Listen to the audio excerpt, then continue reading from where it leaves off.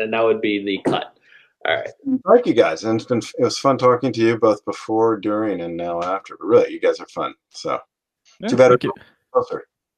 Yeah, I'm looking forward to it. I mean, obviously, you guys putting a lot of effort and work into it, and I was really impressed to hear how many people you have involved in this team. It sounds like obviously it's a small, from a full-time perspective, it's a small team, but from a volunteer and sort of adding all these different people in, it sounds like a sort of a broader effort than I think a lot of indies are able to garner. Well, it really, I think that honestly, the concept really emotionally appeals to a decent number of people, and especially some of the vets. And the vets are so impressive. What I mean by that is here, guys or gals, but in this case, mostly guys who are. Did we lose someone? No, who are serving. No, I threw 2 pictures in the Discord chat from that reenactment I was talking about. You have to see a picture of me. You've got an oblique version of the side of my face. It's a little signal up in the little blue chat thing. Okay, I'll look at that. But these are guys who serve, and yet then they go off and they volunteer for Burn Command there, a little free time. So like the guy who's running our testing is a full-time guy who works actually in the gaming industry, and then he Adam Dials, and then he's a reserve officer. And then he volunteering to help us. I mean, my God. So how privileged is that? So, we've been very privileged when the people come forward to help us.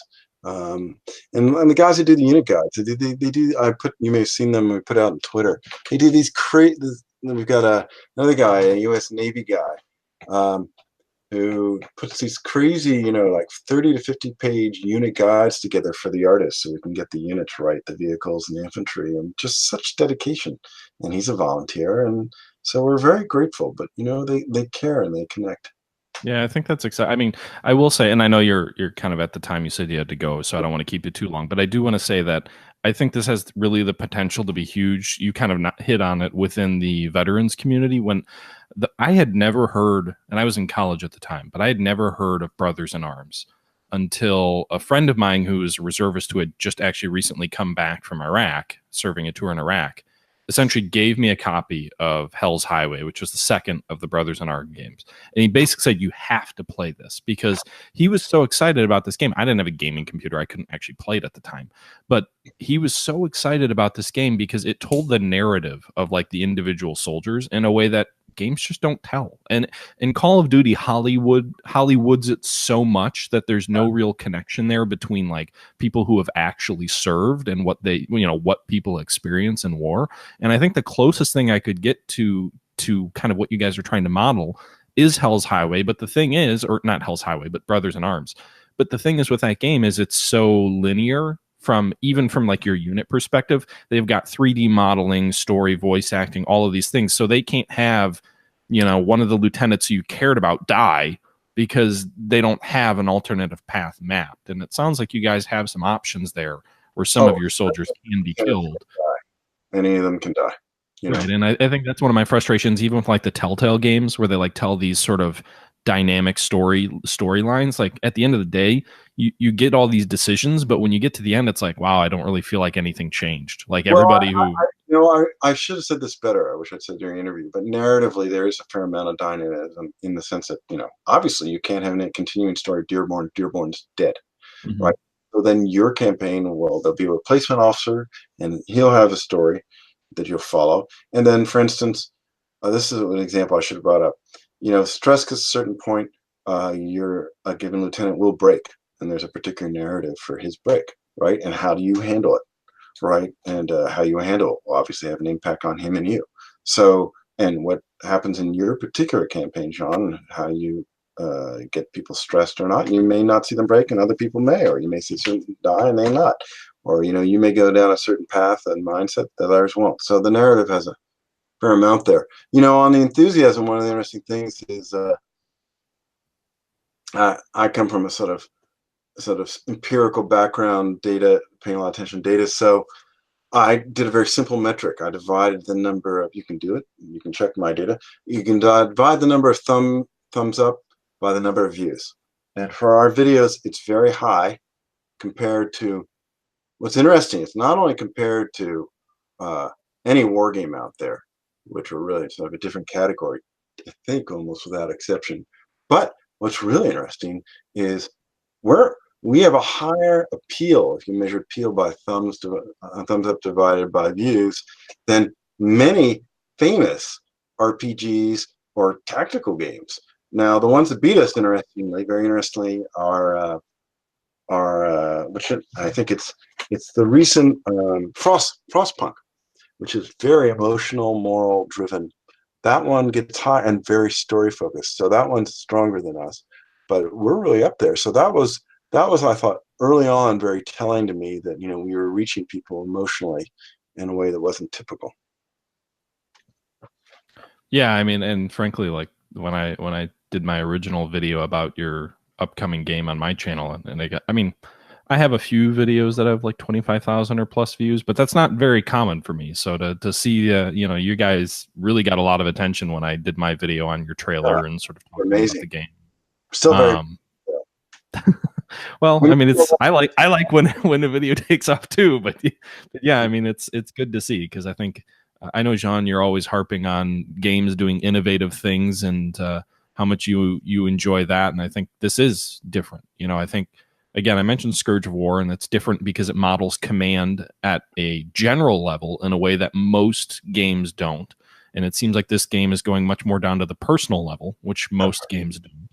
And I'm excited. So, I hope you guys do a great job, and we can have you come on in, 6 months or 9 months or whenever it comes out, and we can talk about it and dive more in depth into the game once you've sort of actually released it. And back with some campaign suggestions. We'll listen. We'll write it down.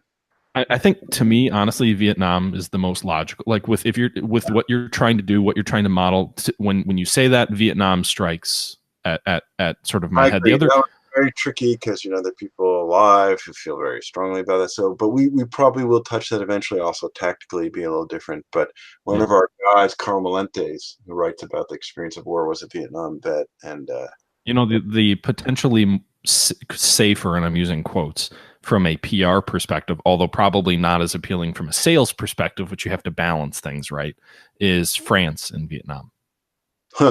Hanging around like Dien Bien Phu, like a small unit action.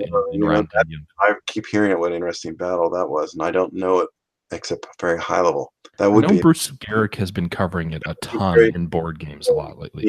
So I've listened to his review of the board game on that. So it sounds very interesting. We will probably get to Vietnam because it needs to be gotten to, and life is short. But we'll need to really have our act together to get to that one.